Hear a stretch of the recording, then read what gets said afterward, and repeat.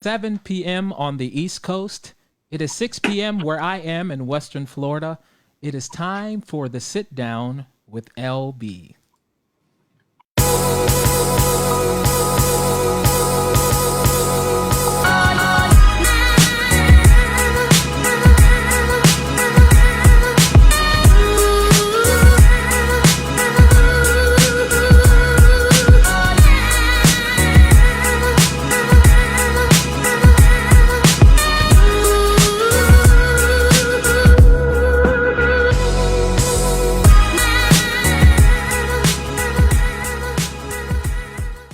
Good evening, everyone, and welcome to another episode of the Sit Down with LB. Thank you for all of you that are always tuning in and always supporting me in this fun endeavor. I have a great deal of fun doing this. Jim Lieberthal, you're already here and you're always there supporting me. So I'm excited about tonight. I have the pleasure of being graced by three wonderful journalists / critics, editors, and so I am just excited to talk to them about their work. Thank you, Happy Day, for being here. Thank you for everyone else who already tuned in. We're not going to waste a lot of time with the pleasantries, but again, I appreciate you being in this Inside the Industry season series of Inside the Sit Down with LB. So let me go ahead and welcome my wonderful, distinguished guest to the screen. We have F. Paul Driscoll, we have Anthony Tommasini, and we have David Shengold. Welcome, gentlemen. Welcome. Let me start out by reading the bios of these incredibly gifted and accomplished people. Anthony Tommasini is the chief classical music critic at the New York Times, where he writes about orchestras, opera, and diverse styles of contemporary music and more. He's also the author of several books, has recorded as a pianist for Northeastern Records, and over the years as a journalist, he has also written about dance, jazz, rap, books, and more. So that's Anthony Tommasini. Welcome. F. Paul Driscoll has been editor-in-chief of Opera News since 2003. He began contributing to the magazine in 1990 and joined the editorial staff as a managing editor in 1998. He has also hosted and produced television programs for WNYE, co-authored the book Fantastic Opera with John Martinez, and has directed numerous operas, musicals, and operettas. Welcome, F. Paul Driscoll. David Shengold has written music reviews and features for Opera News, Opera Magazine London, Opera Magazine Paris, Opernwelt, Opera America Magazine, Gay City News, Time Out New York, and many more. He has written program notes for the major U.S. opera companies, lectured at Glimmerglass, New York City, and others, and taught courses at Williams, Mount Holyoke, and Oberlin colleges. So this is my distinguished panel of guests today. So if I can ask and start out, where are you gentlemen all visiting the Sit Down with LB from right now? David, let's start with you. I am in Stone Ridge, New York, which is Ulster County, the kind of foothills of the Catskills. Lots of snow. Lots of snow. F. Paul? I'm in my office at Lincoln Center in the Rose Building. And Anthony? Tony, are you there? Yeah, and please call me Tony. I'm at my apartment, almost across the street from the Central Park, almost to the very north end of it, and haven't been much of anywhere. I've been here all the time. Yes. So the pandemic, this is a good place to start. The pandemic has really affected all of your work. Would you talk about how you've navigated the pandemic in also being tapped into what it is you do? Let's start with you, F. Paul, please. The pandemic for us at Opera News, we made the decision to shut the offices in March, which is when it was beginning. At that point, we had the May issue delivered, the May 2020 issue, and we were beginning production on June. And I was talking about this yesterday. Our editorial calendar is usually done pretty far in advance because obviously the industry operates far in advance. And beginning the last week in March, it was like we were writing on an Etch-a-Sketch. Everything that we had planned disappeared, and we replaced it with something else, and then that disappeared. Because, as you all know, it was something that rolled out in short bursts, people saying that they would cancel for a few months, then 6 months, then 9 months, and now obviously it's a year. So other than the obvious that we've reordered and replanned a lot of what we were hoping to cover, we decided in the course of this year that this gave us an opportunity to platform issues that we normally would not have space to cover when our pages were taken up with performance reviews and preview pieces. So it's given us an opportunity to plan in a different way and have different voices heard in the magazine. And I hope that we can continue that after things get back to quote unquote normal, if indeed that ever happens. Because to me, obviously the industry has changed forever, and I think the audience has changed forever too. And I hope we can keep that in mind as we move forward. Tony?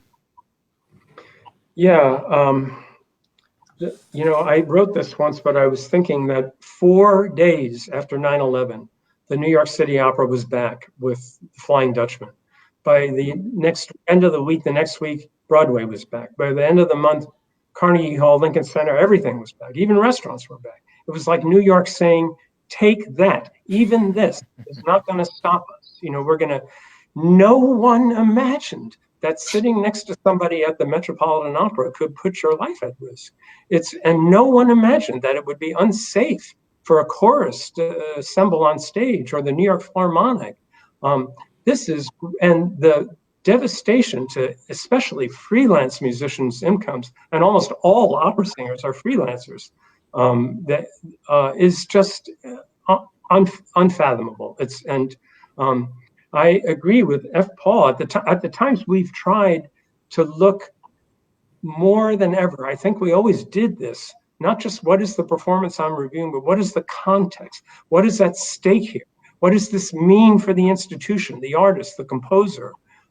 And we have to do that more than ever. We can't just go back to the way things were. I just wrote a piece about orchestras and arts and leisure saying that the status quo is no good. We have to rethink what is our mission, what is our role, and how, and about the very fragile support structure of this art form, which we always knew was fragile, not this fragile. We didn't, we didn't understand that. So we have tried to do a lot of reporting. Even I, who am not a reporter, like early on, I wrote a piece about your wonderful colleague and friend, Janae Bridges, the mezzo, and the tremendous contemporary music pianist, Connor Hannock, just asking them what happens in your life and career when everything stops, as Janae put it, everything, and we have to tell that story. So that's, I think, that's what we've tried to do, and that's what we will continue to do when music returns in the fall, which we think it will return in the fall.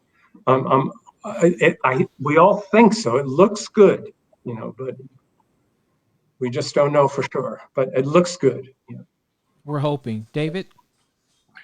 Well, for me, one of the points I wanted to make anyway is that critics don't only write performance criticism. As Tony said, you are often asked to put things into context, either a preview piece or an interview, program notes. So I guess in the way for income, I'm a freelancer, like most opera singers, as Tony says. I've been relying on and having the time to do CD reviews, DVD reviews, book reviews, musical or theatrical, and some long interviews that I wouldn't necessarily have had. I also have tried, I know of one of the privileges of being a freelancer in a way and of being posted. I'm the Opera News critic for Philadelphia, have been 20 years. And so you get to know, not personally, but as emerging artists, the conservatory students. So I've been trying to follow what those conservatory students are doing now from AVA and Curtis during the pandemic, whether they're giving lessons online, whether they're giving concerts, either through their organization or as individuals, trying to direct attention to them, because I think a lot of critics are concerned about this emerging generation of artists, not only vocal artists, but musicians. They're in a very tough spot. The momentum has been severed. Some of them are more visible than others, but it's going to be hard for them. So where I can, I like to try and draw attention to what they're doing and what their journey is. I know we've been talking about the pandemic and its effect on everyone's work. As a singer, you all know for us, everything, as Janae said, you mentioned, Tony, that everything has come, for the most part, to a screeching halt, especially the in live performances. But we've had to, in a way, even this program and other things I've been doing online, to reinvent ourselves, more or less. And I know all of you have been doing more or less the same thing you've been doing, but has it, in a way, this pandemic forced you or even encouraged you to reinvent yourself somewhat in the things you've been doing in the past? F. Paul? You mean in terms of the magazine? Well, the magazine, or yes, the magazine, in the sense that, okay, what you did was a machine, more or less, and you said you had planned out years in advance, but you've had to, you said, change things and change your perception. Right, because I think that for our first obligation as a vehicle is to our readership, and the readership didn't go away. They don't have the outlet of going to the performances, but I think they're still interested in opera. They're interested in opera singers, and they're interested in the issues that are facing opera singers and opera institutions. So what we've tried to do is redirect the editorial that way. We've opened up conversations online. We did an Instagram live series this past summer. And we also are looking at, we have a new series called Sightlines, which is half-hour postings on our website discussing issues that we would normally not cover in the magazine. And I think it helps us to give as much information and as much perspective, which is the word that we've kind of buzzed on this year, because the elements are there but rearranged. Obviously, access to performance is shut off for everybody, but access to the art form is not. You know, that the art form exists in other spheres, as it were. And that's what we've tried to do. I mean, and in a way, the challenge has been healthy for us, because we're not planning our editorial calendar according to what other institutions are presenting to their audience. Mm-hmm. We have to look to see what our audience wants, because it's not necessarily people looking for information about what is going to open next month at the Met or Lyric Opera of Chicago or Los Angeles. I hope, as Tony says, that will come back in the fall. But we just simply don't know. And that's what's so, I hate to use the word odd about this situation, but it's not a finite disaster. It's almost like a dream. Mm-hmm. That you don't know quite where it began, and you don't know where it's going to end. You're just so unsure of your footing, institutionally and individually, that it becomes difficult to walk forward. But that's what everyone's trying to do, is take it one day at a time. Tony? Well, to focus on the aspect of this that you're doing right now, but of artists finding other ways, to connect with music lovers and keep everything going somewhat. Literally the day everything stopped, March 12th, I tuned into 6 live stream broadcasts of things that still went ahead: a Berlin Philharmonic concert, Berlin State Opera, Philadelphia Orchestra, Chamber Music Society of Lincoln Center. There were things like that. And it was incredibly powerful and incredibly eerie. At the end, when the Philadelphia Orchestra, at the end, when they bowed in silence to an empty hall, I said that, for decades and decades, from the early radio broadcasts of the Met to the HDs to the Berlin Philharmonic's digital concert hall, the whole point was to make the viewer think it's almost like you're there. It's almost like you're part of the audience. Imagine. Well, suddenly, we were the audience watching on our laptops and desktop. We were the only audience, and and then a few days later, all the institutions, it hit them. Wait a minute, we can't put all the musicians of the Philadelphia Orchestra crowded together on stage. We can't do that. So even that stuff, but artists have found ways to keep these things going, and we have tried to pay attention. And Jennifer Coe commissioned 40 short solo violin works, which she played from her apartment, and that was overwhelming to me. It's funny, we've all felt like the digital performances, it's not quite an occasion for like this acute criticism. Obviously, if it's really good, I'll say so, whatever. But it's that what I was saying before about the context, what's at stake. My gosh, so much is at stake, and artists deserve so much credit, for trying anything, to keep this stuff going. I'm thinking now, right, looking at you, of the amazing panel, Lift Every Voice, that Janae organized at the Los Angeles Opera with, 6 hugely successful, African-American artists, all talking about the challenges of being Black in this field. That was incredibly important, and that, it's hard to look at, well, maybe that wouldn't have happened otherwise, but maybe it wouldn't have. And so there's something, that something really great and important that came out of it. David? No, I thought of that too, and also of the work that small companies have been able to do that otherwise might not have had a platform nationally or internationally. Right. I've seen some extraordinary things done for the studio, not only Cycles of My Being with Lawrence Brownlee, but from all over, really. Opera Ithaca did a really wonderful Johnny Skiki in precisely this format. They're all on Zoom call. Everyone is trying to figure out the plot and what's going on. And the artists were indeed in different states and filming in. And it's really wonderfully done. So it's been interesting to see. And I imagine there will be a good amount of that going forward. Talking to directors and general managers, I did a piece for Opernfeld in Berlin of it. What does the future hold? And of course, who knows? As F. Paul said, it's like a dream. We don't know even what the future is or when a supposed future begins. But surely there will be more work of this sort continuing. It's not just suddenly going to go back to any more than a subscription model, as was said the other day, is suddenly going to return to the Lincoln Center theaters. So trying to track that. And also, I actually had never been on Zoom before the pandemic. My very first Zoom thing was, sadly, it's a funeral of a high school friend who was involved in theater in New York, who died in April. And suddenly there it is. And so for me personally, just technically, I'm not a Facebook person. I don't tweet, but trying to come to terms with Zoom and also seeing its tremendous possibilities has been a part of what the pandemic has held.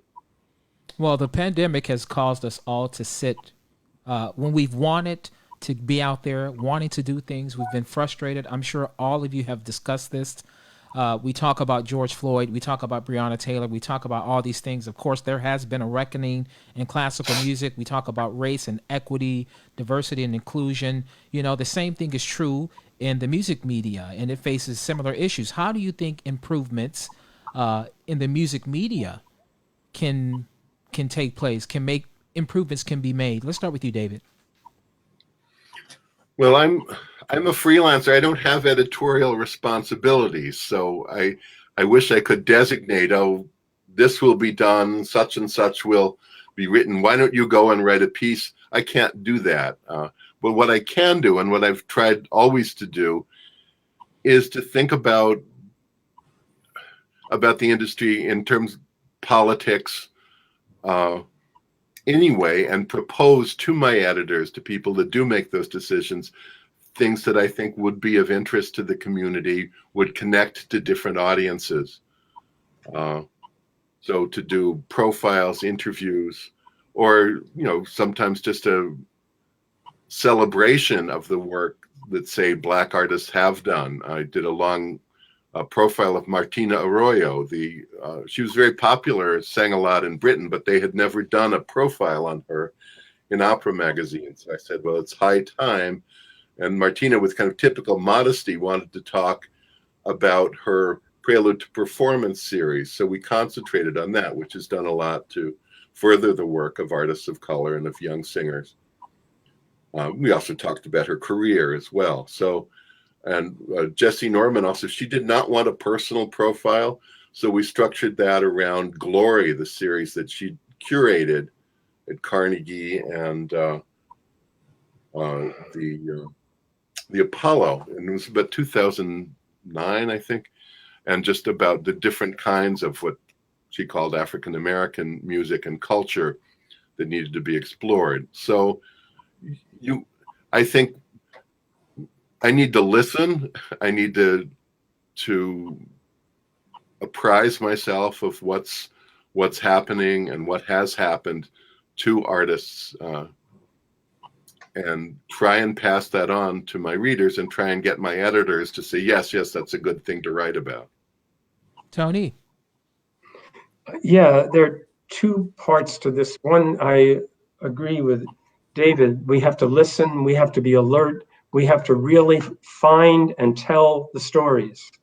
I reviewed the world premiere in St. Louis, Opera Theater of St. Louis, of Fire Shut Up in My Bones, which is based on the memoir, which is terrific, by Charles Blow, who writes for the Times.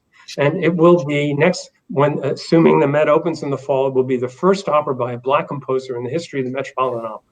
Now, I'd like to think that my enthusiasm for that work helped it and brought it to even Peter Gelb's attention. But the other aspect of this story to tell is, okay, great, the Met is doing this. And what took so long? Wait a minute here. This was always something that was in the power of an institution like the Met to do. Orchestras, opera companies, there's nothing stopping them from hiring minority conductors, commissioning minority composers. That's been true for ages. So we can, as critics and newspaper, journalists, push these issues, cover these issues. The other aspect of it, which is more delicate, is the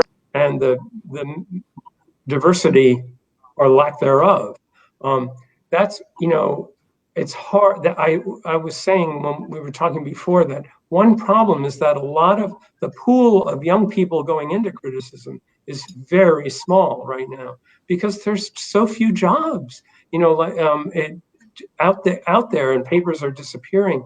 So that's a problem. But I can tell you at the New York Times, they care intensely about diversity and within the newsroom, and work constantly at it. And it's been improving markedly over the last few years, especially under the executive editor Dean Becquet, and within the culture department too. But there are only so many critics' jobs, and it's tough, because you're talking about, it's almost like a science writer or something, like you need a certain kind of expertise too. So but I think the field has heard this and is trying to respond. I certainly know the New York Times is very admirably and intensely trying to respond. But we already, just as institutions can already make a statement by virtue of what they perform and who they hire to perform it, we can make a statement by what we cover and what we bring attention to. I was very proud to interview at length Janae Bridges, and then to really bring attention to the panel that you were on with her. F. Paul?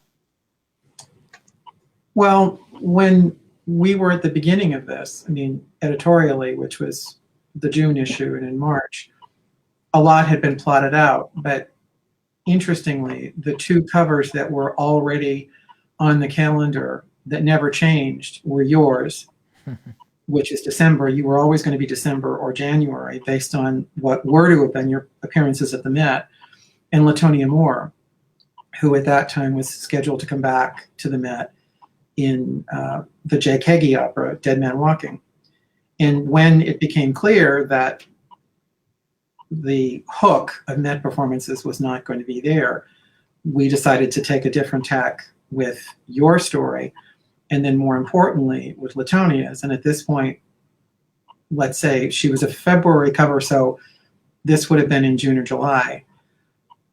I worked with a couple of the editors on constructing an issue around Black History Month that would have been different than anything we'd ever done before.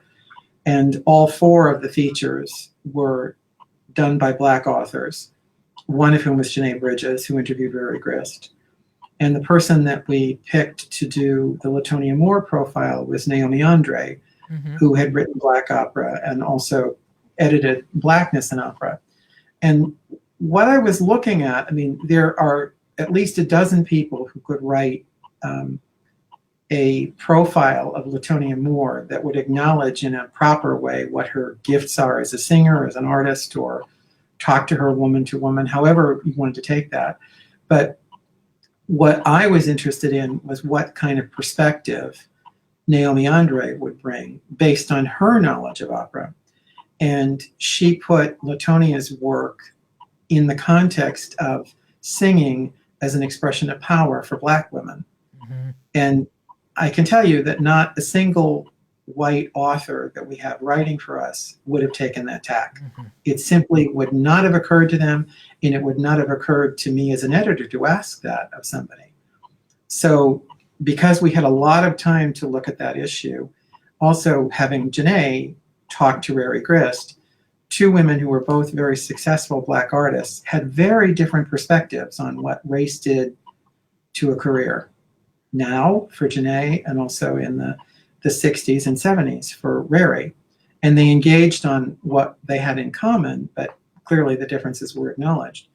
And we didn't want to confine everything to the February issue. Obviously, we've had articles on Black artists in January and in March and in other issues going forward.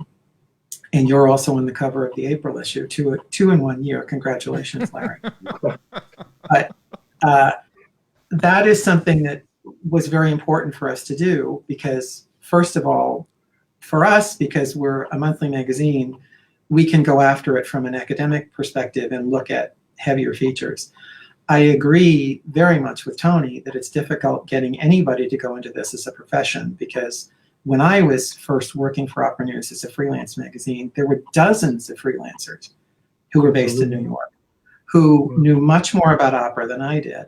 And they've all either passed on to the big press room in the sky, or they've retired or whatever. But it's very, very difficult to get people interested in this as a profession. And I hope that that changes as more people, I think people have to feel welcome if they're going to come in.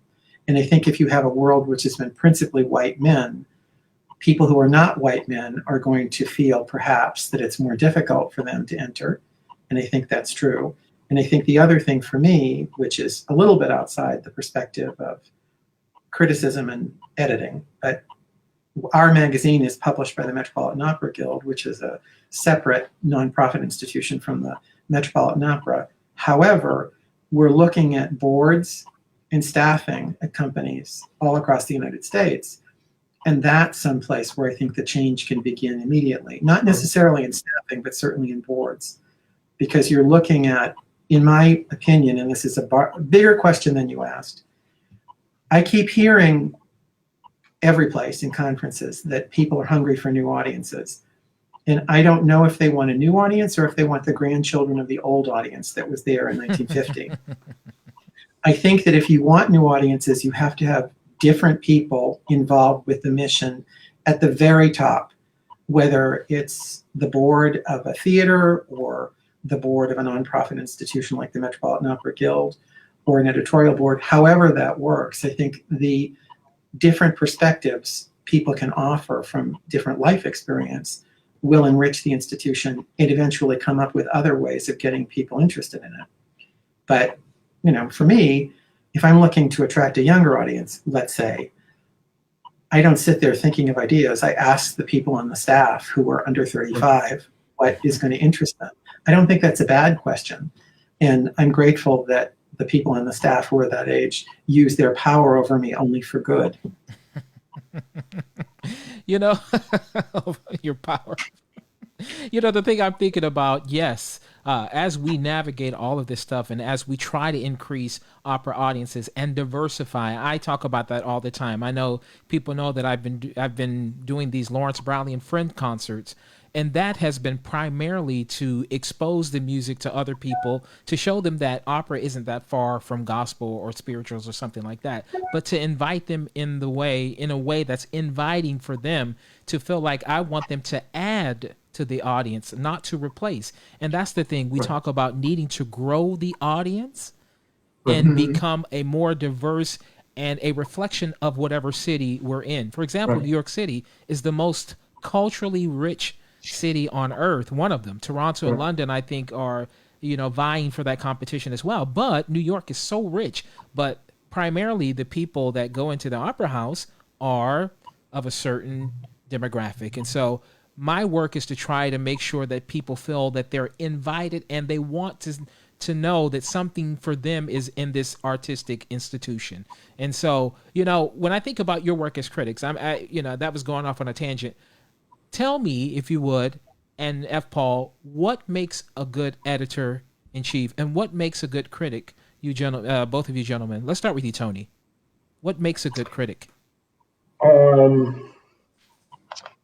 Okay. I have to say, there's not one way to be a critic, and there are different journals. I mean, Opera News and the New York Times are, you know, both incredibly valuable, but very quite different, you know, and I think I'm known as someone I cover contemporary music. I could cover cycles of Beethoven string quartets, you know, like, and somehow if I review a new production of a Wagner opera at the Met, I'm writing to Wagner experts, Wagner scholars, Wagner conductors. I'm writing to readers who have never seen a Wagner opera, and I have to try to say something that speaks to all of them. So it's a little different at the times, but I always think of reviewing as it's a kind of mix. A review is a kind of mix of opinion piece and news report.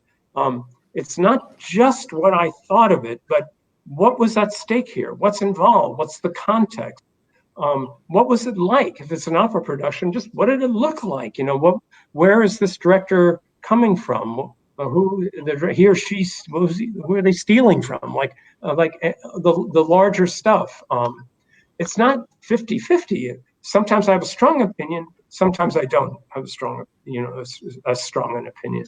But the trick in journalism, and this applies to all of I mean, I suppose opera magazines can assume a little more knowledge on the part of readers than we do at the Times, perhaps. But maybe that's too much of a generalization. But I do think you need in this field people who know music, who love music, you know, who have strong feelings and passions for it, but who can take all that and write about it in English, write about it in everyday language. My mentor in criticism was the composer and critic Virgil Thompson, who sort of took me under wing for a couple of years. And you can say anything. When he was in the 40s and 50s, when he was at the Herald Tribune, you can say anything about Virgil's opinions or whether he was right or wrong or he played favorites, whatever. But he was the best ever at describing music in the most homespun, everyday language that just came through to readers. So that is, a terrific musicologist. If I were an editor and I had to pick between a really good musicologist who was a pretty good writer, maybe a little dry but good, and maybe an audiophile who was not had not had all this training, but was a really lively, interesting writer. If those are my choices, I'm going to go with the lively writer. You know, like so that that's one thing I think that scholarship can learn from journalism. That, you know, I find that critics think scholars are very valuable people who now know all sorts of stuff that we should know about. But sometimes I think scholars don't, they just write to each other. And somebody has to take all of that and bring it to the public. So that's what I think a critic does. The other element of that is the attitude, the judgment, the discernment, the fairness. Are you trustworthy? I care more than anything that people trust me. That it's something I feel, I hope, I feel I built up over years and years, and that whether I like something or don't like something, I'm seldom the kind of critic to take something apart. I'm much more likely to say, well, let me see if I can explain what the problem was.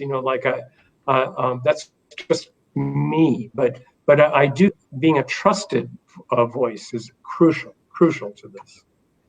David. No, that's what Tony says about context is absolutely true. I think as a critic, you have to try and perceive what the context is in which not only an event is taking place or that a work has been made, but also to whom you're addressing the criticism. Singers sometimes think, that I'm writing for them, and I'm not. Sometimes people thank me for thank you for your review. Well, I always say, don't thank me. You're the one that did the performance. That's what's important. It's if they can learn something from what I say, great. But I'm not trying to, I don't teach vocal technique. I'm not a professional musician like Tony. I come at this from a background. I studied voice for the theater, which helps in terms of phrasing and legato and their similarities. And I did theater. I think you have to find what is in your experience. And for me, it's history and politics, as well as the theater, that will interest an audience and will bring them to whatever art form you're writing about. I actually wrote film criticism as an academic before I ever wrote any kind of professional opera criticism. And depending on, once again, the context and the kind of publications that Tony was talking about, like the Philadelphia City paper, which was their Village Voice, I would think, well, how do I get younger people to come? Not only a more racially diverse mix, which is something that Opera Philadelphia, both the current regime particularly, but even the previous regime with whom I had a lot of disagreements, but they were always conscious in casting and then also backstage artists of making it more like the population of Philadelphia, that's providing that which people could relate to and be interested by. But you have to think when people have their choice of entertainment and what's going to catch their attention, how do you describe that in a way that will make them relate it to television, to cinema, to contemporary things within their grasp and not make it seem like something that's not for them? So I think you have, at least as a freelancer, you have to be conscious of what is the audience for what you're writing, and go from there and try and interest people, not as a local booster, not to say, oh, this is done here and this is our company and isn't that great, but find what it is in the product. It's not a word I like, but in the art that's being offered that will actually may convert people to a thing where they will be going to hear chamber music or they will be going regularly to the opera. Paul, what makes a good editor-in-chief? I think the best editors are invisible, or should be, because an editor exists to allow writers to do their best work. And I think if you're an editor, what you do is let each writer speak in his or her own voice and connect to the audience. I think that you can do whatever is needed in terms of adjusting the text or being clear about the assignment beforehand. But for me, the magazine exists to shine a light on what's best in opera, what's most interesting in opera, what is worthy of attention. And the writers that work with us are all very qualified professionals. So it's not up to me to rewrite them. And I like the idea that within our pages, we have many, many different voices and styles of writing. And I hope it stays that way. You know, you talked about being invisible. Mhm. Is the idea of anonymity important? You know, is it important for an editor-in-chief or a critic to keep their distance from artists for fairness and objectivity? Is that something that's important? I mean, perhaps some of my audience are meeting you virtually for the first time.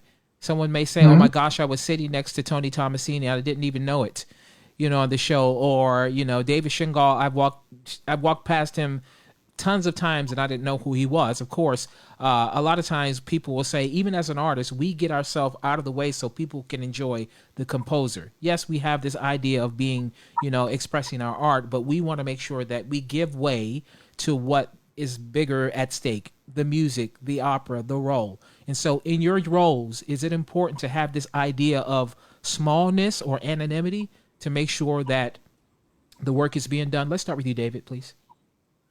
Well, Tony actually wrote very movingly about this in relation to Peter Serkin.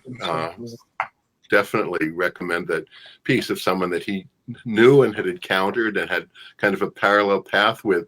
But there isn't, for me at least, there's a need to keep a distance. Once again, I worked as an actor in high school and college and in summer stock, and I know what it's like to be reviewed. And when you asked me, Larry, about this panel, I said, you want the ants at the picnic. You know, critics are critics, but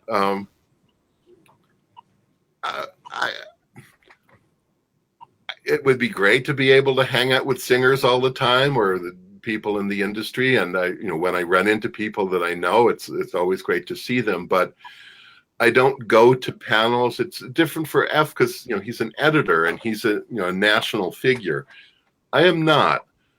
So I tend to resist going to publicity things, to events, you know, after a performance. Oh, come and meet everyone. Well, that's not really what I'm there for. I'm there to report back to my readers and my editors, whoever they may be.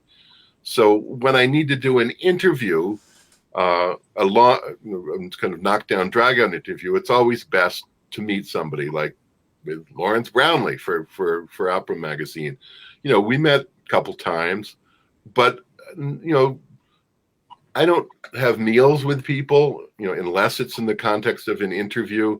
I don't go to people's houses or invite them. It would be nice if I could, but that's not what I'm there for, or who I'm there for. So I don't think of that as a snobbish thing. I think, you know, probably I'm not the person they necessarily want to encounter anyway, frankly. So I try to follow people's careers without being in their way. And I have walked by, actually, I'll say who it is. It's Christine Gerke, whom I happened on when she was just out of her chorus years. I think I saw her as Clotilde in Norma, you know, long years before I was a journalist, and when, you know, she was just starting out in her operatic work. I've seen her for decades now, and I had talked to her about things on the phone or email for interviews, but I'd never met. We just, you know, I'd walk by, I think, oh, there's Chris. But finally, she found out I was in Chicago and was going to be in Elektra that I was reviewing, and she said, you had better get backstage and introduce yourself. So I did, and it was a delight to meet her. But that's not what we're not here to schmooze, really. I mean, maybe we're here to schmooze, but I do think that the distance is important. And I've said enough.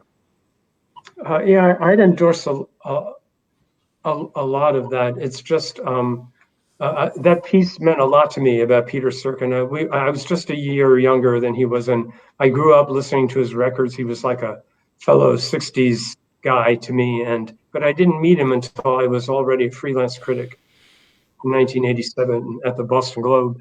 And it's exactly the delicate, the tension that, you know, it's just, you know, we felt very warmly toward each other and respected each other tremendously, but I never went to his, you know, house to visit him and stuff like that. I didn't, you know, Alan Gilbert's a good example I can think of, because I was all for him when I thought he was just what the Philharmonic needed. He had some detractors. I wasn't one of them. I was probably perceived as really in his corner, trying to help him And I interviewed him quite a bunch and went to rehearsals and stuff. I never had just, let's go out for a drink.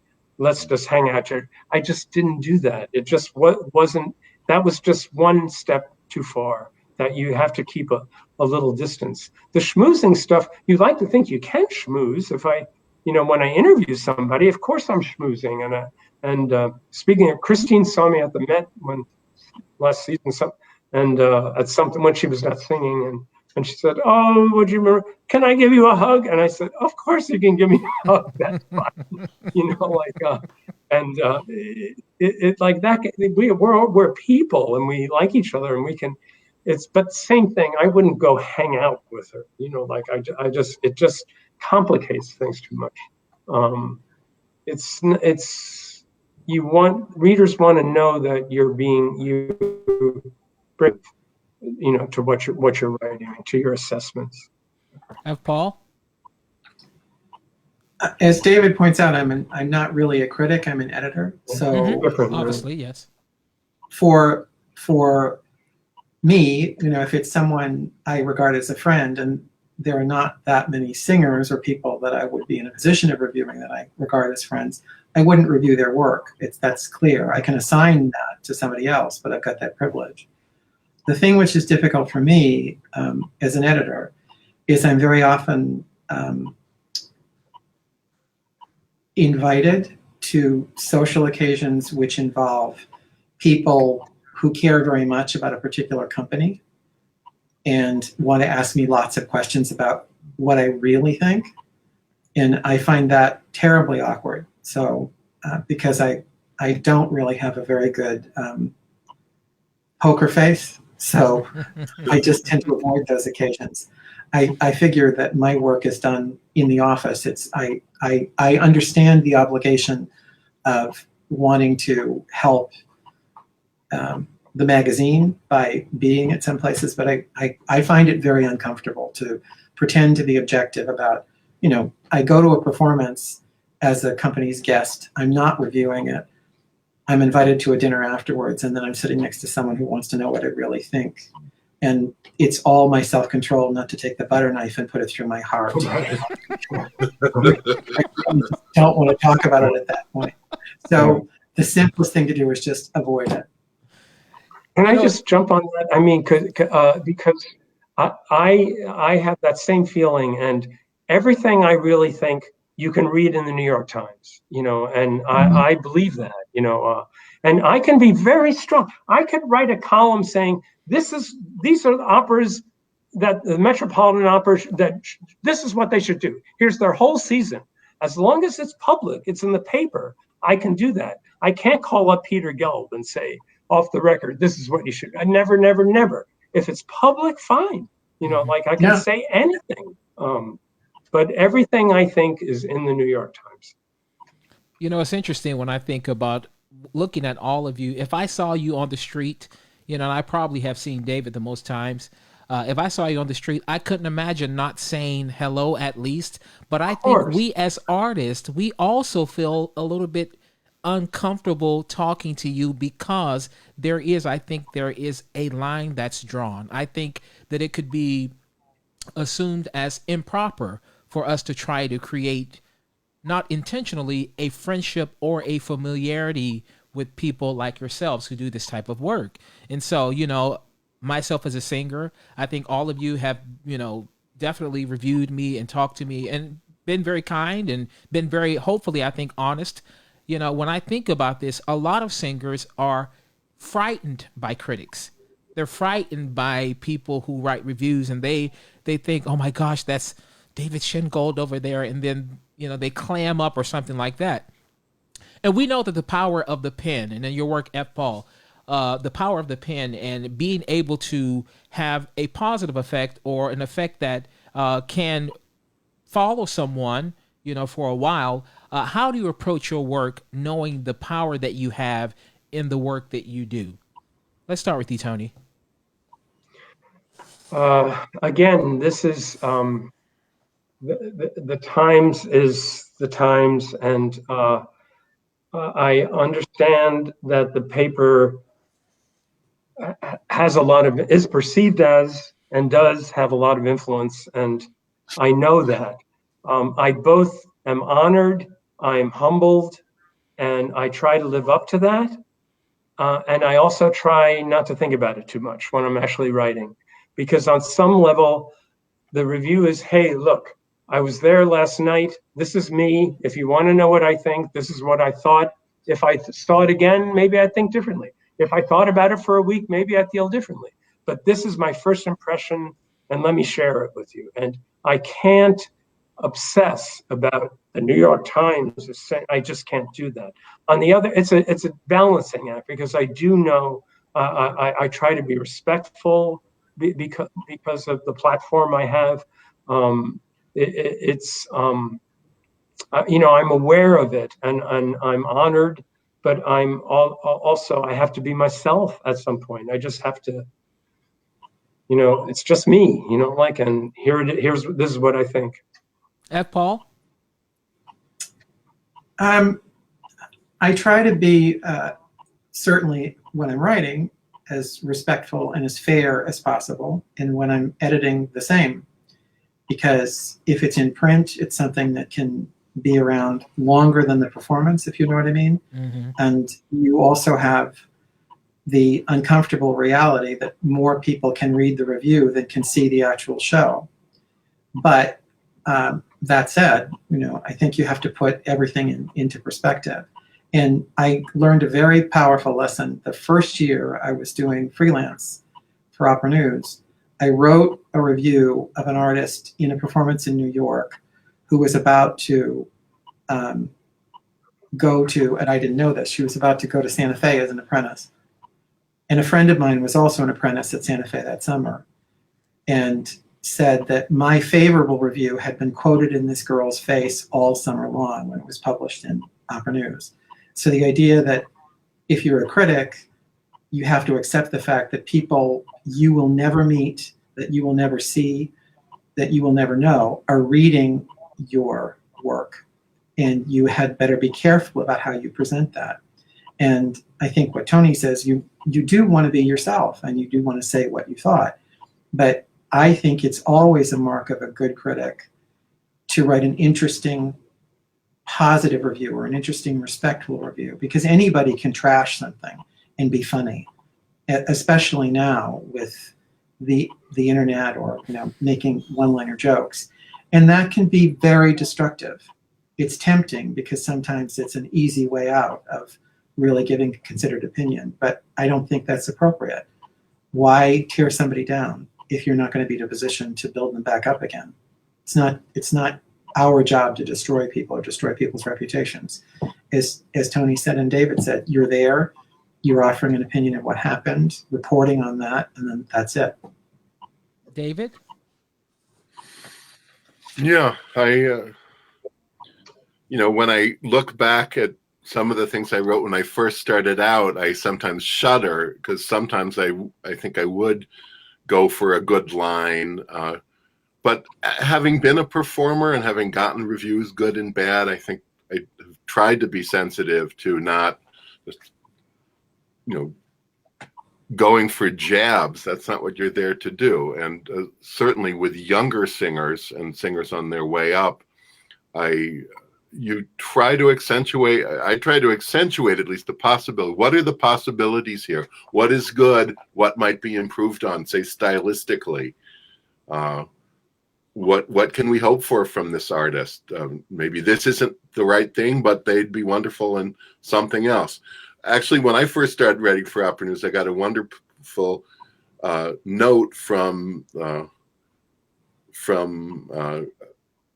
one of the editors, this is not from F. Paul, who said, "You are not auditioning to be the Mets casting director." This was from Brian Kello. Yeah. Very wise. And he was right, because I would say, oh, why did they cast such and such a person and not blah, blah, blah, blah. That's not my role at all. And this is when 1 or 2 years in. Now if I hear someone, I think, oh, this person might well do well in the Russian repertory. As a Slavist academic, I'm always trying to get people like you interested in Russian and Czech repertory. But you have to think, what can I accomplish with this review? And I don't think anyone has ever said David Shengold is in the room. I find from my own experiences as a longtime reader of opera and opera news, and indeed of the New York Times, that it took a while before I got to associate bylines with particular people. So to me, it just, oh, there's such and such, that's an opera news writer. You know, when I was, say, in my 20s and 30s. Later on, you get a sense of who the critics may actually be. So I don't think I keep people up at night. I hope not. You know, when you mentioned something that I find very interesting, and you said something about if they change the repertoire or if they're in a different role. I guess the question I have for you, even, you know, F. Paul too, the thing about your work, you all have opinions. You're paid for your opinions, and your opinions are based on history. They're based upon your knowledge of music, performance practices. All those things are really, really important. But when you have an opinion of a person, can that opinion change? You see them in Bohème, it's a disaster. But then you see them in Traviata and you say, that is the thing they should be singing. F. Paul, you see them and you think, oh my gosh, that's the worst Tatiana I've ever seen in my life. But then they completely knock your socks off singing Madama Butterfly. You know, do people have the opportunity with your objectivity to make another impression, or is it kind of like the first time, that's the end all? I know that's not a fair question to ask, but would somebody take a stab at that? I'll go. I think that for me, from my perspective, I'm willing to cut anybody slack on any performance opportunity, because I acknowledge that what he or she does is far more difficult than what I do. In the context of the performance, I'm sitting in the dark in a comfortable chair with a pencil, and it's not that difficult, you know, opposed to what they're doing. I will say, however, without mentioning names, that there are certain things that are giveaways for performers if, let's say, the voice is not supported properly, if there is an obvious difficulty with phrasing or language. And I think that what happens, especially with younger performers, and this sounds really harsh, but when we're 25, all of us are adorable. So that sometimes youth and energy and facility can be a good substitute for craft or technique. Mm-hmm. And I think what happens in some cases is that even people reach their 30s, you begin to see, let's say, certain things, certain pieces of the puzzle exposed more. And I think you have to be really careful about that, because you still have to go back to the reality of performance where you are. I mean, I'm not going to write a review that says Madam So-and-so is breathing in the middle of words as opposed to the middle of phrases, so I don't think that she's going to be singing in 5 years, because my crystal ball has been broken for a long time now. I have to say what I hear and what I see. And I would say the same thing to a critic, because the other thing is you really don't know. Anna Natrebko is a great example. I've always liked her, but certainly the way she was cast, I guess 15 years ago, whenever she was doing things like Puritani at the Met, I don't think anyone was predicting that she would have the successes that she's had, and very real successes in heavier repertoire. But that's a question of her growing into her voice and also growing into her authority as a commodity, for lack of a better word, because she knew what was best for her.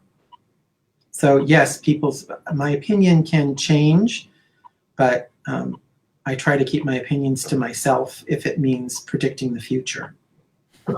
Can I jump in the? Please do. I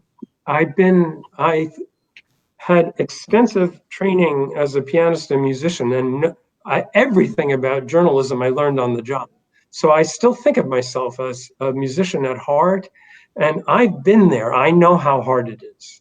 I'm the last critic to say a pianist had a memory loss, lapse, or a soprano cracked on some note or something, unless it's going on all night and it's like evidence of some problem.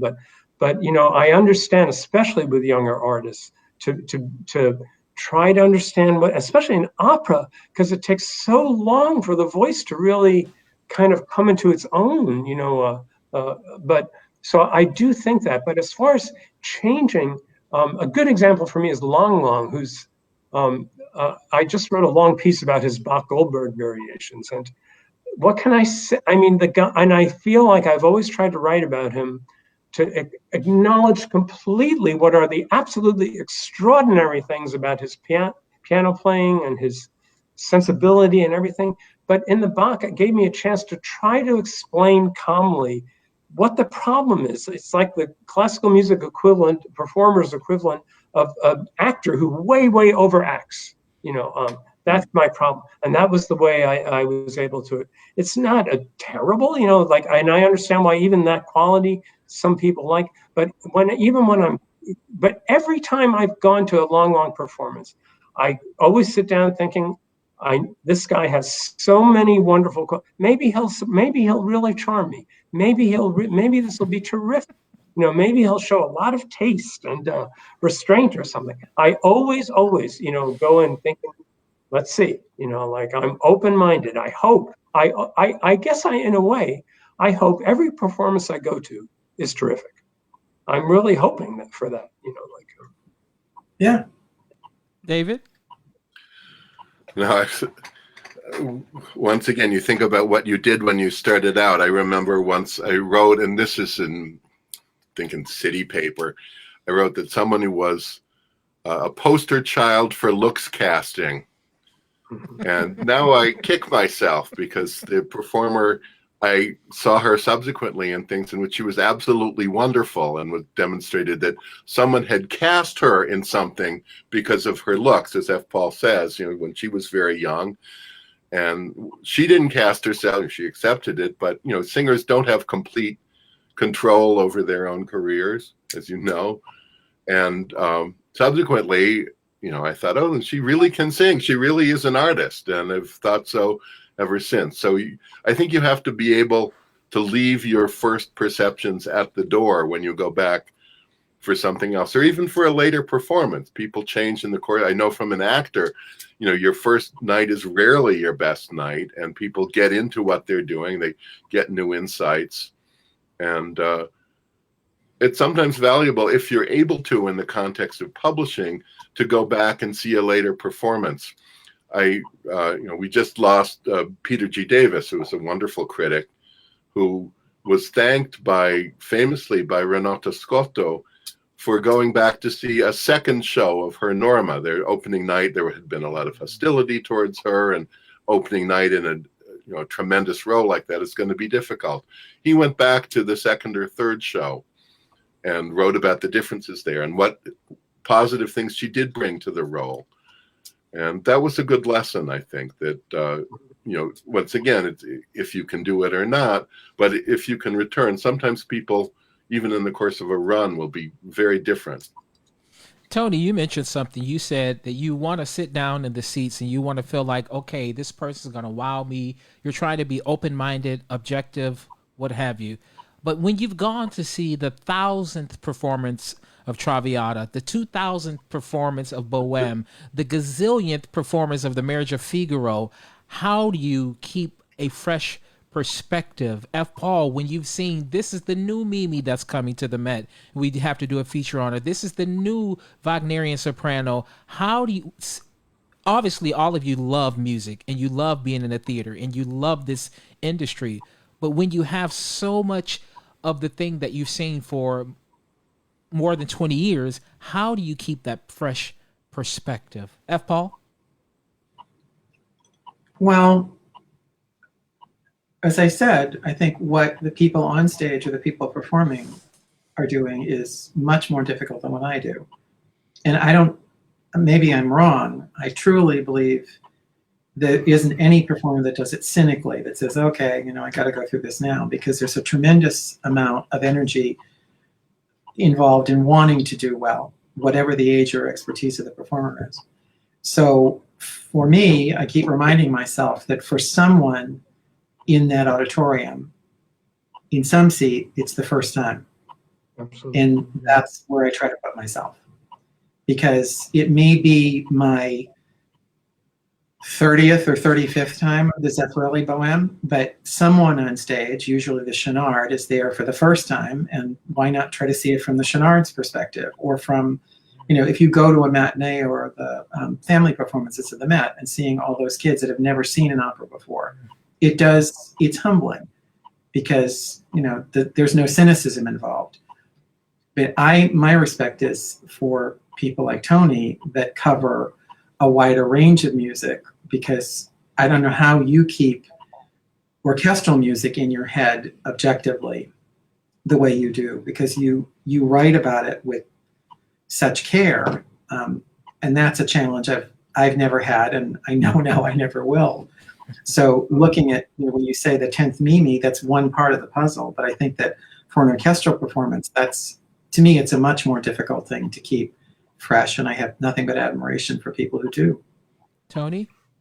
Yeah, that's what F. Paul's saying is actually true. That opera somehow is kind of special because there are always these young cast members and young singers trying, and it's easy to and as he said, I always try to remember that some people are seeing it for the first time, some people are seeing it for the last time, and that's very poignant to me, and I can get totally swept away. Now I can get swept away by orchestra concert too, but I have a little, because I think orchestras are still overall too conservative, too bound to the same repertoire, and it becomes a very hard challenge. It's like the Eroica Symphony happened again. We all know it, we all love it. There it was. We heard it again. There's not much for me to say about it,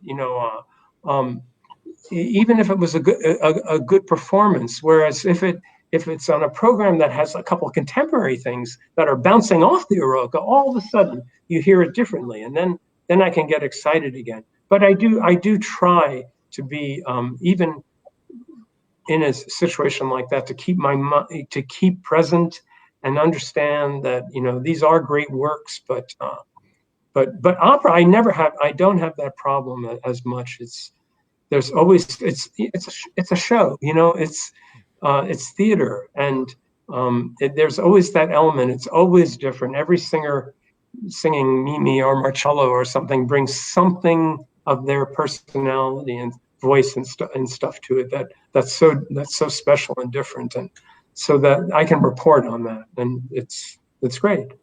David? Yeah, no, I think people who cover opera from that point of view are very lucky, because I sometimes get asked by my theater friends and also people who are interested in or practitioners of cinema, how can you go so often? I sometimes will cover 5 shows a week or more on occasion. And one answer is, well, it's always enjoyable on some level. If you're at the Met, there's the orchestra, which is almost always a thing of, and certainly the chorus is almost always a thing of great enjoyment, and the works themselves. I have to know, if I'm going to see Cenerentola, that there will be an excellent tenor and a wonderful mezzo, and some works are harder for me to see for the 20th time than others. Bohème is never a problem. It always seems to work. To me, it's almost, Shakespeare would be in the theater. There's always the text there. There's always going to be something to move you. And whereas there are bad plays. There are plays that after half an hour you think there's not going to be anything here. And movies too, even more bad movies. I think that would be a much, I've done a little of both kinds of criticisms. Much tougher to keep yourself there and to find something of any value to say if it's not good. But with opera, there's always some energy, and just the basic material is to me at least, it's exciting and remains exciting. Tony mentioned something earlier, that he said that he goes to a show and then he feels like he has to, and correct me if I'm wrong, that you feel like you have to write about it right then or in that space. You don't give yourself a few days, a week, or anything else like that? Is that your process always, where you feel like the immediate response that you have to something you've seen, an orchestral suite, a piano concerto, a jazz show of dancers, Right. your immediate response, is that important to you to make sure for the integrity of it that you deliver it the way you thought it was? Well, there's this little thing in the New York Times, in journalism in general, but the New York Times, called deadlines. It's news, and I have to turn it in early the following morning at the latest. That a review. So or at least pieces like that. But I have, when I was at the Globe, we did a lot of things overnight. I would go racing after the Boston Symphony concert to the Globe, and had to be done at the latest by 11:30. With my review. So I was trained in that. But I have come to like the pressure of deadlines because of exactly what you picked up that I said earlier. In a way, it takes pressure off. Takes pressure off me, takes pressure off the review. I can say, this is my first reaction. Alex Ross, who's a good friend and an amazing critic and writer, has a very different job than I do, because he, sometimes some big thing opens at the Met, and his piece about it may come out a few weeks later, and he knows that his readers will have seen all the other reviews. So it's a different, and so he has to come up with something that and he's wonderful, but it's a kind of different. I'm the opposite. I'm like, hey, this is my first impression of this new piece at the Philharmonic. This is what I thought. If I heard it again, maybe I'd feel, whatever. But I kind of like that. It feels like you're not making a pronouncement and a judgment forever. It's a reaction. It's funny. I was on a panel once with Ned Rorem, and he said, "Oh, you work on this piece, and then it's premiered, and then the critic gets the last word." And I said, "Gee, Ned, that's not the way I think of it. To me, at the premiere, the critic gets the first word. That's what I think I'm doing, and there are going to be many other words, that will come, including maybe from me, like when I hear it again. But it was just that I realized that that's the way I think. David, is that your approach as well? It's much harder. I write mainly for magazines, but occasionally, have, and certainly coming up in this, have written for newspapers where I had to get something in literally that night. I've sometimes been a guest critic at the Chautauqua Daily, and there I do something which I wouldn't do in the context of Philadelphia or New York, is review orchestral concerts. I wouldn't do chamber music. I actually love chamber music. I love world music. I attend both when I can, but I've never written about them because I don't feel I have the critical vocabulary. I know what I like in terms of repertory and performance, but I don't feel I can write about that. But in Chautauqua, usually I review a play and something vocal. Sometimes I'm also doing that for Opera News, or doing something different for Opera News, and orchestral concerts, sometimes with voice, sometimes without. They have, it's a wonderful paper which trains students in being journalists for the summer. And you have to produce 1,800 words, usually by 11:30 that night, or maybe 1:30 in the morning, more realistically. That's really tough. And you have to think in advance about structure and some of what you might convey factually. It is easier in a way to have time to sift through, and if I have a week to get something in. With Opera News, I think F will say, I try to get things in within 24 or 48 hours. I try to get things in before I've seen what the Times says, before I see what the internet is saying, before encountering other opinions, just so I have a focus. But what's hard is if you're seeing 6 shows a week and let something go. I always try and take notes. People will say to me, "You're writing throughout the performance. You must be a critic." And I said, well, yeah, but I usually can't even read what I write. It's just, to me, if I write it down, I will remember it for at least 2 or 3 days. Paul, is it important, you as an editor, to have these critics, these journalists, to provide something to you immediately? Do you think of it in that way to make sure you have the most, the honest assessment that they can give? If it's a performance review, yes, and it's actually something that's more crucial now because we have very few performance reviews. So most of what we're publishing in reviews goes up online first to be part of that conversation. It depends in the, let's say a year ago, there were some things that we would be holding for print and, we have a little bit more time, but it's always best to get things in. David does get things in within 24 hours, but we ask for everybody else, no more than 48, because it doesn't make sense to let it bubble that long. If it's a performance review, you want to get something that has a bit of immediacy to it. I mean, for me, it depends on where the magazine is in production. I mean, the hardest thing for me is and I can think of a couple of real buttes, but the magazine's deadline for production and delivery was on date thus and so, which is the day after a new production was opening at the Met. So in that sense, even though it wasn't being published the next day, it had to be submitted and edited and finalized the next day. And that's really tough, for me.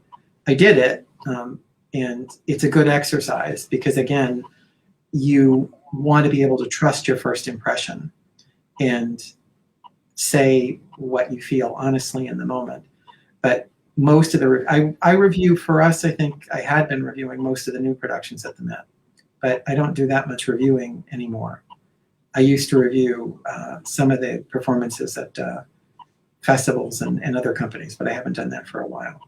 The thing which is toughest for me now in terms of writing things right away on deadline is something like obituaries, like Peter G. Davis, because I knew Peter not terribly well, but I was friendly with him and I loved working with him, and I edited his last 3 pieces for the magazine after Brian had left. But when I found out that he died, I knew that I had to get something done right away so it would go up online. And that's different than a performance review because I'm trying to balance my friendship, relationship, affection for somebody with whatever the news aspect is. No one wants at that point for me to write a personal reminiscence. They want an assessment of someone's work and education and things like that. So that I find very difficult. Gentlemen, you have been very gracious with your time thus far. It's already been an hour, a little bit over an hour and 17 minutes, so I won't keep you much longer, but I wanted to ask maybe 2 more questions if that's okay. I hope I'm not leaning on you too much. You mentioned, Tony, you said something about when we're talking about this idea of getting the material out. And I think, David, you mentioned you get it, you send it in, it's done. After that, then you read someone else. Do you read other people's reviews of the same work you saw?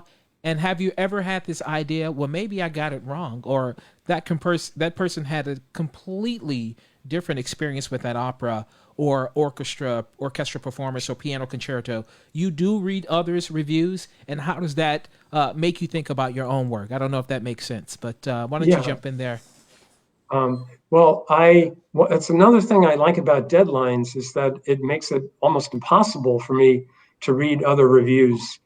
I'm intensely interested in what other critics say about everything, but only after I've written my review. Mm-hmm. And it's funny. It's not that I'm afraid that it'll affect my judgment or my opinion. No, I don't like to see the words they use, the language they use to describe it. If maybe a critic will describe something exactly the way I was thinking of, and now I feel, oh no, I can't do that now. I have to come up with another, so I just want to have my own take on it. Then I'm very interested to see. And yes, I know that other people have very strong reactions that are sometimes very different than mine. I find it interesting. I try to learn. I try to hear through their ears and see what they see. But I don't. I'm not the kind of sweeping critic that. I mean, usually I write in a way that even sort of suggests that could be another way to see it. So if I see that read that other way, that's okay. It doesn't rattle me that much. But only after. I don't even like it in the press room at the Met when critics start talking about what I said, please keep it to yourself.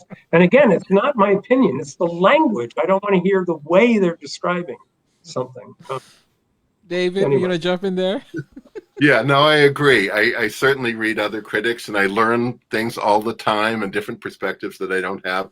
I have limits on my knowledge and I have focuses of interest, and other people have different ones. My problem at the Met sometimes is my non-journalist friends will come up to me, and one of the real privileges of this job is to be able to bring friends or relatives to performances. And sometimes I'll bring someone that has never been to an opera before, who has never heard Don Carlo before, and they'll be just in thrall, and someone will come up, she's terrible tonight. Could you believe that trill? And you have to keep that at bay if possible. But I'd say that I respond, maybe because of my academic background, I can be a bit of a know-it-all. So I never try to persuade other critics that their opinions are wrong. Sometimes I think, well, this actually this is a fact that some statement has been made, and it's best to do that privately, an email, rather than to call somebody on it publicly. And I've certainly made mistakes in print, and I appreciate it when people say, oh, you got to be kidding me. Didn't you remember John Vickers sang that part? How could you forget? And you think, of course, I knew that. I saw him do it. So you have to be you have to be willing to have second thoughts. I would say that there's an issue we haven't talked about. I think I react to, maybe to a fault, to publicity and to kind of hype before the fact. Sometimes that gets me going. And I know some critics like B.H. Hagen always wrote about that, and Shaw too. If something is being billed as something absolutely wonderful, or this is the first time ever, or an instance of this is a rarely performed work was stated sometimes. And I think it's not a rarely performed work. I've seen this 10 times all over the world, including across Lincoln Center Plaza at another theater. And that I will allow, that will make its way into what I write. I have to admit that. Whether that's good or not, I don't know. But I think sometimes the claims that, and this isn't something the artists do usually, but the industry can make claims that I think, oh, come on, somebody needs to say something about that. Whether that's a strength or weakness of my writing, I leave it to others to judge. But I'm always interested to see critical opinion. But like Tony says, especially if I'm on a deadline, it's very important to get your own thoughts down first. Well, F. Paul, isn't that interesting? Because I know with opera news, and sometimes you timing someone's arrival to the Met, this is the person that's going to be taking over the role. There can be a perceived hype with the fact that whoever is coming to take over, this will be the new Lucia. And she's had huge successes all over the world. And so the critics have to come and review that person, having never heard her live. And so there is a bit of somewhat built-in hype sometimes with the magazine that then they have to kind of deal with. Yes? Would you say that that's not a negative thing, but it's just, how do you perceive that idea that there is this idea of preparing the public for what they're going to hear? I think that has changed a great deal in the time that I've been working for the magazine, because I think right before I joined the staff was when, within a couple of years, is when Roberto Alagna made his debut with them. And that was a huge onslaught of publicity and put a great deal of pressure on him, which I thought was very unfair. Because as David said, the artist is not really responsible for what the press agents write. And I think that it is a way now, I think that press agentry puts sort of a high concept ID on a performer. saying so-and-so is the new greatest Wagnerian or the new greatest Puccini soprano or whatever. And I think it's irresponsible to take that at face value. I think you have to look at what an individual's gifts are if you're talking about singers. But I do think that it has happened more times, it happened today actually, that I've been asked by a publicist to cover someone because this artist had something particularly unique to offer, and I resisted that urge, if you know what I mean. Because I think that for me, I have to really hear somebody first. It becomes very difficult for me to base an editorial decision. And bear in mind, for me, an editorial decision means spending the magazine's money on photographing someone, commissioning a story, any of that. And I don't want to invest that unless I think someone's worthy of attention. It doesn't mean that every person that we put on the cover is going to be the next Callas or John Vickers or Placido Domingo or whatever. But I think that you have to really look at whether or not someone has got an interesting story behind him or her and not fall into the PR trap. Because, as I said, with Alanya, I was at the debut, and it's a beautiful voice. He's an extremely appealing performer, and he's done a great deal of very distinguished work since. But, that was not a good night for him, and that was not his fault. Not his fault. Yeah. So you wanted to jump in there, Tony? Well, I mean, I do think as someone who gets a lot of these press releases and stuff, and there is a story, often there is a good story to tell, and a magazine like Opera News will tell it.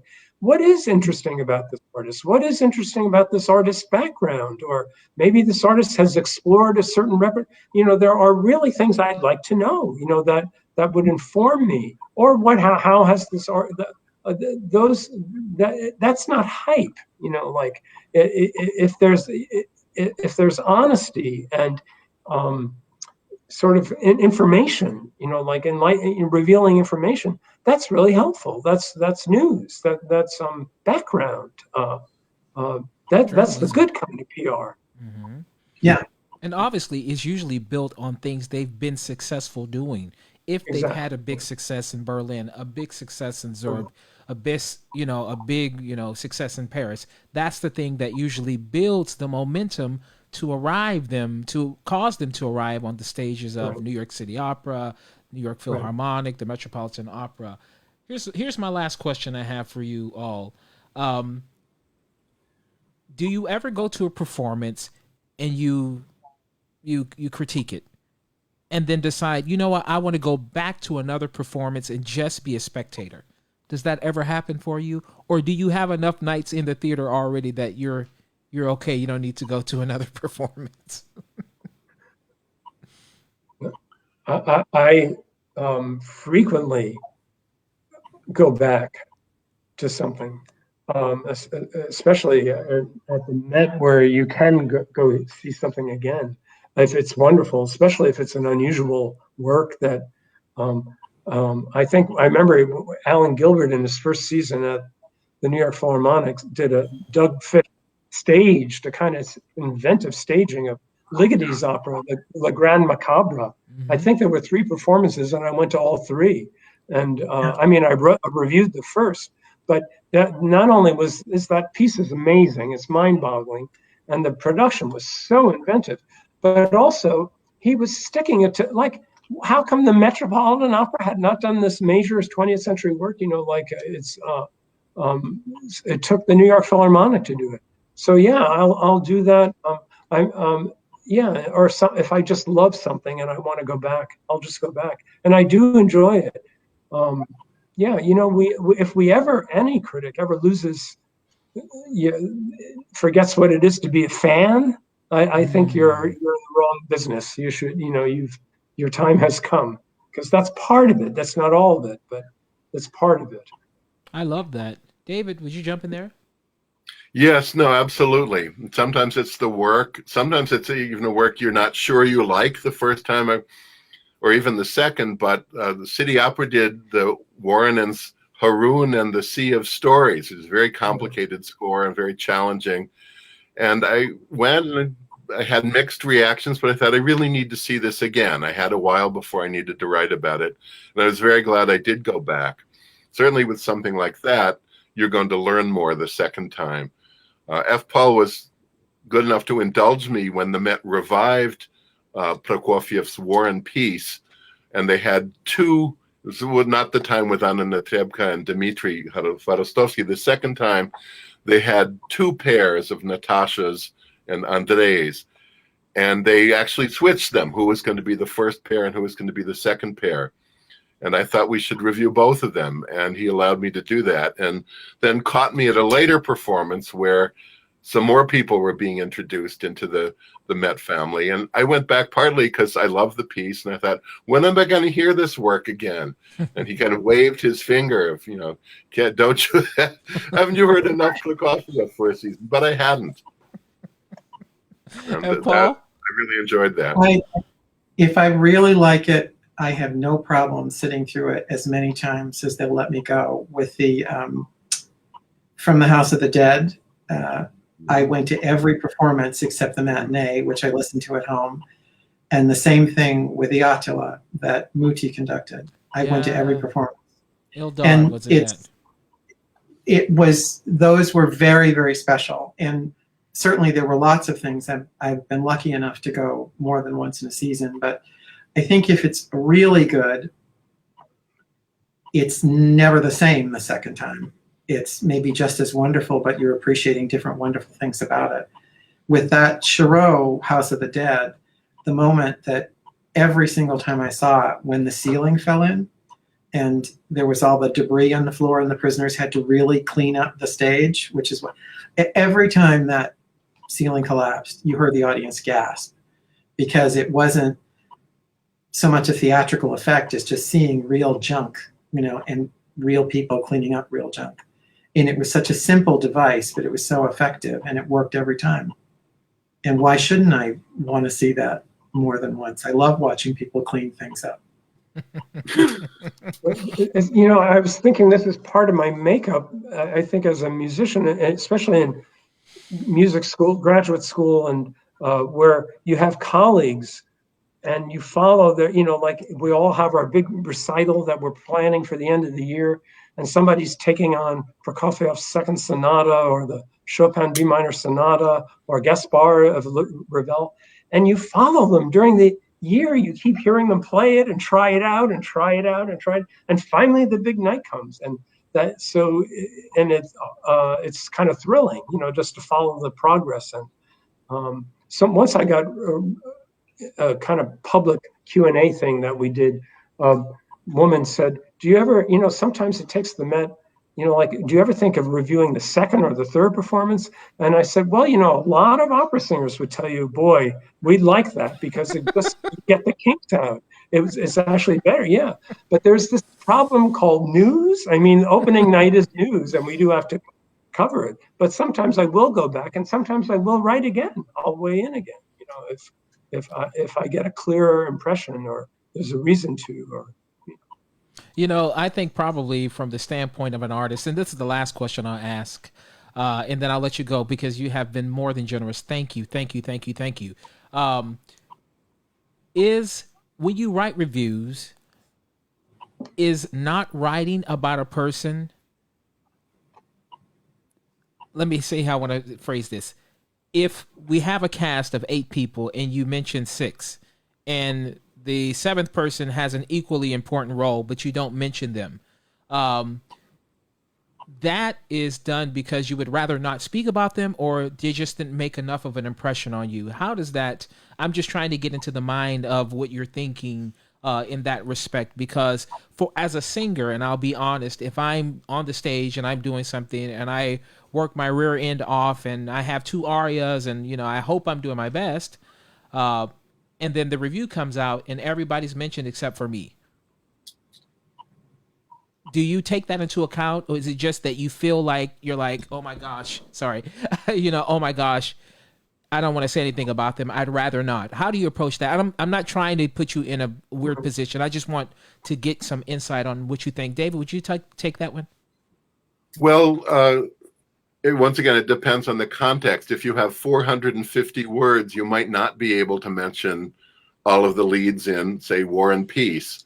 Also, it's a question, if you're reviewing the 35th performance you've seen of the Zeffirelli Bohème, and the Colline is someone that's done it 100 times, I don't feel it's lacking. You know, if it's an exceedingly good performance, you might mention it. I know if you look at old reviews, people will say, as before, Madam X, Y, and Z and Messrs. G, H, and I appeared. And to me, that's worse than saying nothing. So it depends on what's newsworthy. Sometimes I don't mention it. If you're reviewing Traviata and don't mention the Violetta, I think that's a statement. Tony, would you jump in there? Yeah, David's right. It's a lot has to do with length. If it's a substantive review in the Times and I have, words, I'm sort of under pressure to account for everybody, but I never, because I don't want to say the truth about someone, sort of for that be the reason. But you have to remember, even in a longer review, I am also trying, and my editors want me to write an interesting piece of writing, write a kind of little essay in a way about it. And sometimes focusing on something is the way to do that. And David's right that if you wind up just sort of dropping people's names in, it can feel obligatory and it's certainly not interesting to read. But so it's a subtle thing. I think most critics would say this, but certainly I don't think I'm trying to get out of saying something by not mentioning someone. But there's usually a larger reason that I'm focusing on something else, or there just wasn't enough news there or something. But I can't imagine you'd be in any performance where you wouldn't be prominently mentioned. But it's happened before, but it's for whatever reason. Maybe I had done, I've done Barbara Seville at the Met already 4 times, and I was supposed to go back there this year before the pandemic happened. So I would have been fine, honestly, if someone had said, and this is the 4th time that Lawrence Brownlee has done Alma Viva at the Met. Right. I wouldn't have been offended by that, but I understand that a lot of singers think that if I'm not mentioned, it's worse than them giving me a bad review. That means I wasn't impressionable. Because some people, they'll tell you to not be cookie cutter. Cookie cutter means forgettable, and that means you as a singer or an artist were forgettable. But Alma Viva is a major role in that opera. You can't possibly not mention and really deal with the tenor. That's different. Mm-hmm. David's talking about Colina may not. It's a little bit more, yeah. F. Paul, has it ever been, maybe, the critics have presented this, and not that you read every single thing that they don't inundate you with everything, but even the things you read through, you've been at the same performance and you say, oh, you didn't mention this person. Is that anything like that ever happen where when you're proofreading or going through these things that you have this conversation of something like that?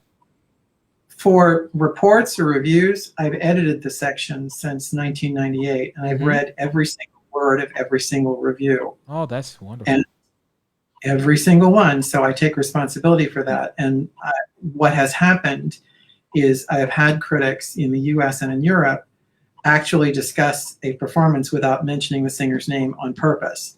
And I question them, they say, well, I didn't want to hurt her reputation. And I said, if you're saying that she sang flat or that, she had no command of legato line and you're leaving her name out, we can do this one of 2 ways. Either I can look up her name now and insert it in the review, or you can. But we're not going to make the readers do that with Wikipedia when they get this in their home. It's crazy.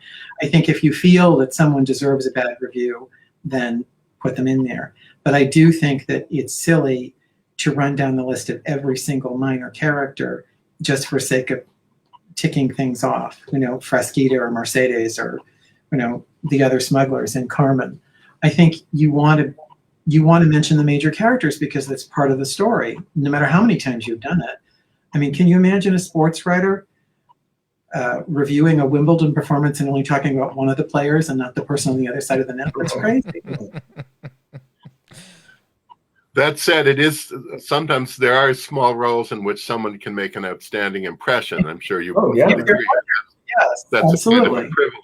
I remember hearing Matthew Polenzani for the first time singing, one of the two Jesuits who comes on for about 90 seconds at the end of Buddy's Good Enough, and you sit up and listen, and you think, oh, okay, that was his Met debut.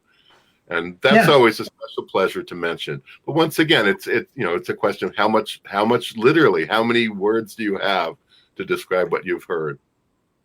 Yeah, especially when some of these voices are people in the Lindemann program or some of these other important programs, or really having won competitions and them getting their opportunities. You say, perhaps this is an important voice that we'll look out for in the future. I don't know how the writing might be, but this is the way that some smaller roles, if you want to call it that, do stand out. Yes. I just talked about this on one of the programs we recorded for Sightlines. I went to Opera Theater St. Louis, I don't know how many years ago, and there was a production of Tosca, which was not particularly good. And the Tosca was not great, nor was the Scarpia, nor was the Cavaradossi. And I was still reviewing St. Louis at that time. And I wanted to say something positive about the fact that the singers had worked very hard, in the company thing. And I wasn't trashing anything, but I called attention to the Angelotti, and I said, you can spot gold in the small part singers sometimes. And this person sang with a real sense of dramatic urgency. And that was Christian Van Horn's first review, which I had completely forgotten about until Christian Van Horn reminded me of it, because I said, oh, I heard you the first time someplace. He said, no, you heard me at Opera Theater St. Louis in whatever year it was. And for him, that was an important review because it was the first time he'd been mentioned in print in connection with singing. And I said, did you think that you'd made that? He said, no. He said, it gave me something to live up to. I've had a good review, so now I have to earn that every time I sing again. And that's exactly the right attitude, I think, for a performer to have, because you can miss the mark by overpraising someone as well. But I just got lucky because he was very good, and I remember the performance very well. But I had to look it up, and he was right. It was Christian Van Horn. So lucky me for getting it right just that once. Well, this is my last question. I lied before, and I promise you, this is it. I promise. Sorry, Tony. And I'll start with you. What do you hope we as artists take from reviews and editorials? What do you hope we take from it? You're not writing for us. You're not writing for us. But in this idea, because I said before, many people will get a review and they're like, oh, if it's one that's not necessarily favorable, you may have a few nights of difficult sleeping. But what do you hope that, that we can take from your work and what you do? Again, there are critics, your personality, your character, your principles all come into this, but I hope people who read me feel like we're on the same side. We all want the same thing. We all want classical music to thrive. I want artists to be everything they can be.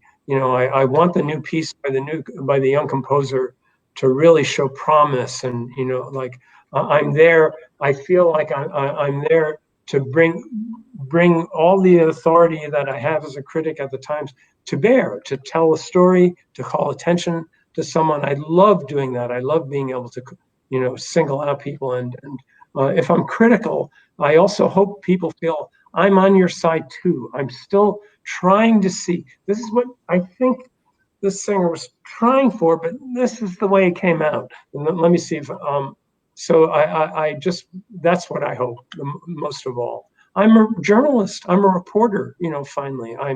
I'm telling the news, but with the insight and opinions, about it, principles.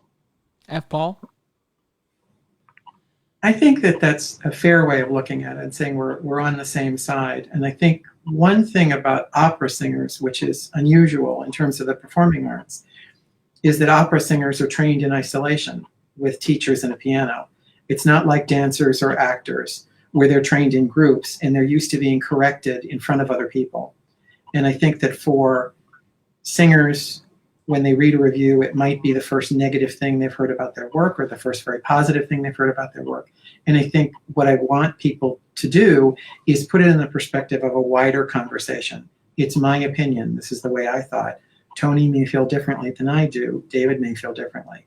And if you're going to read them, I think if you're going to give power to the bad reviews, then you have to give equal power to the good reviews. So your work is informed by what you believe in, not necessarily by what I believe in. I'm part of the conversation, and I hope that I approach this with integrity and fairness.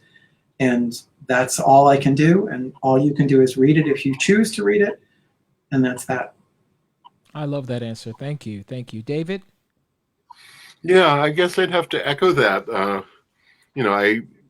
What I say is not the final word on anybody's potential or level of achievement. It's what I happen to have brought from their particular performance in a particular encounter. Sometimes I hope that can be helpful to people in terms of what they continue to do, what they, what their strengths have been that have been noted. And sometimes, maybe if there's something that I've objected to, once again, it might not be their fault. It may well be the director or the conductor. Singers are not in a vacuum. They'll think, maybe this is something I can rethink. I don't think they're going to take that directly from me. They'll take it up with their professional entourage. But I think singers should not read one review. I know some people say they don't read reviews. I know from being an actor, people read their reviews, but I think it's important to get hold of as many as possible and as much feedback in general from the people that support you professionally, as well as from people that you don't know. Now, this is a whole thing we didn't get into. Now there's the internet where, you can read the very next night, or not even, you can read 6,000 opinions on what you've done. So I think the thing as a performer is to try and contextualize it. What can I take from this that's useful? Well, thank you. All of you gentlemen, that's it. Thank you, F. Paul. Thank you, Tony. Thank you, David, for this wonderful look into your world of what you do and how you approach it. I have said before that I have a great deal of respect for the work you do. It is an important part of our industry. Of course, we put a lot of weight into it. I'm one of these singers, like many of them. If you get a great review, that you take these snippets and you put them in your bio, and it's something that your voices are living on beyond, even sometimes what Sometimes if you're in Germany and the bio for Lawrence Brownlee has a quote from F. Paul and Tony Tommasini and David Shengold all meshed together to highlight some of the things you've been successful doing. So it is definitely an important part of our industry, and one that I appreciate you all stopping by to talk about. So from the bottom of my heart, I sincerely thank all of you for the work you do, and thank you for joining me on this episode of the Sit Down with LB. Thank you, gentlemen, so much. Thank you. Thank you for doing this. Yeah. Thank you. The whole series, yeah. Thank you so much. I'm having fun on this side of the microphone, but like all of you, I'm ready to get back on the stage as well, and to just feel the synergy and feel all the energy from the public. We all love this industry. We all love this business, and so hope I'll see all of you. I won't talk to you. Don't worry. I'll keep my distance. But no, I'm excited to get back. So thank you again. Thank you for your work, and hopefully I'll be seeing you again in the flesh, and where we have to be the right type of socially distant, but not too distant in different states. So. Right. Okay. Thank you all. And thank you everyone for tuning in to this episode. And it was very informative, very interesting for me to learn about their lives, their approaches to their work. And so I hope you all got something out of it. And so make sure you stay tuned for the next episode of the Sit Down with LB, when we'll be talking to agents. We'll be talking to managers and agents. So thank you guys again for following along. Have a wonderful evening. We'll see you soon.